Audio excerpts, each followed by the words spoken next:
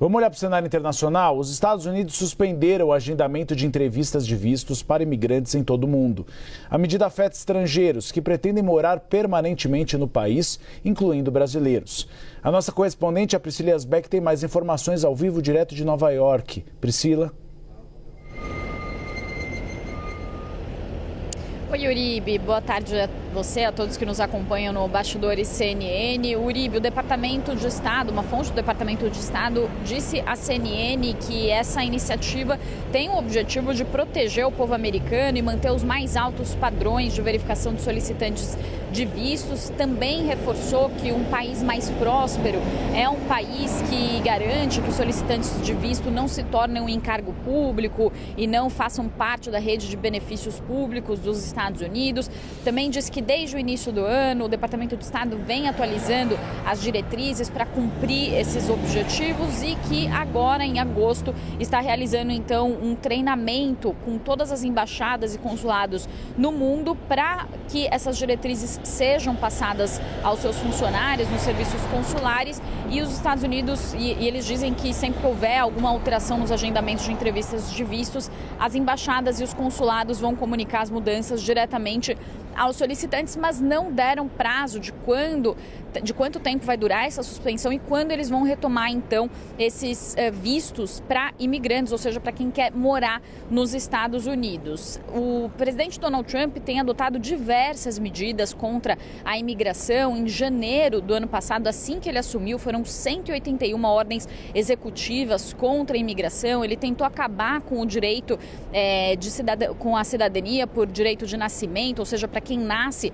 nos Estados Unidos. Até recentemente, a Suprema Corte disse que essa determinação de Donald Trump não valeria mais porque feria a 14ª emenda da Constituição. Depois disso, o governo Trump até tentou buscar brechas em relação a essa lei. Também no ano passado, a partir de novembro, o governo Trump, depois que houve a morte de um agente da Guarda Nacional, o governo Trump passou a banir imigrantes de alguns países que, segundo Donald Trump, são países de terceiro mundo. Depois disso, 39 países entraram numa lista de pessoas que não poderiam requisitar o visto de imigrantes. Depois, essa lista se ampliou para 75 países, incluindo o Brasil, isso em janeiro desse ano.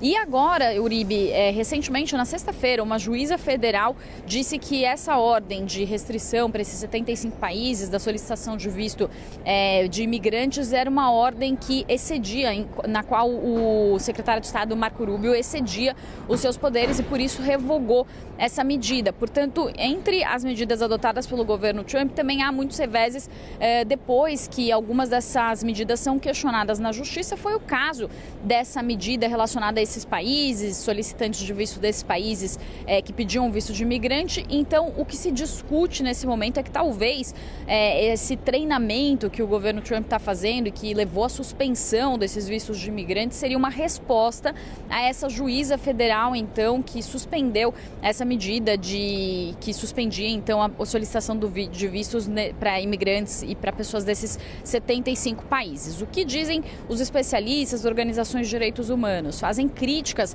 a essa política imigratória de Donald Trump, dizendo que em muitos momentos ela cria uma insegurança muito grande para minorias étnicas aqui nos Estados Unidos.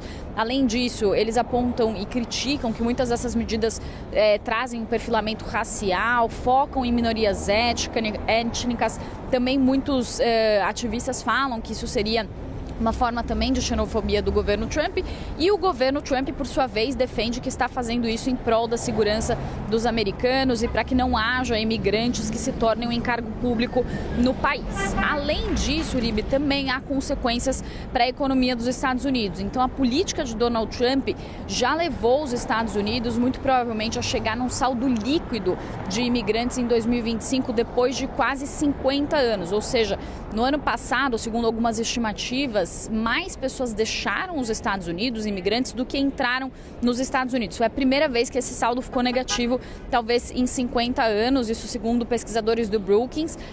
E uma outra pesquisa também da National Foundation for American Policy diz o seguinte, que com essas medidas, por outro lado, apesar de os imigrantes terem parado de entrar no país, isso vai reduzir em 33% a 50% também a imigração legal para o país. Até 2.400.000 imigrantes podem deixar de entrar nos Estados Unidos e isso pode significar uma perda de 1,9 trilhão de dólares em bens e serviços, e dados de emprego já têm mostrado, dados do mercado de trabalho, que a mão de obra nos Estados Unidos está ficando mais cara por causa da saída desses imigrantes, deportação desses imigrantes e por causa da menor entrada de imigrantes. Isso se reflete também na inflação. Eu volto com você, Uribe.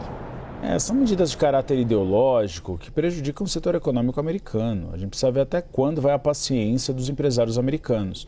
Primeiro, com o tarifaço, que encarece muito a mão de obra e encarece ainda mais a importação de produtos para os Estados Unidos, a inflação aumentando, mão de obra também prejudicada. Então é preciso que haja algum tipo de razoabilidade para não prejudicar uma das maiores economias do mundo. A situação já está difícil no enfrentamento com a China. Imagine com esses óbices maiores. Obrigado, Priscila. Em entrevista à CNN, o especialista em direito internacional, Daniel Toledo, explicou que os candidatos ao visto impactados pela decisão do governo Trump não terão como recorrer de alguma forma.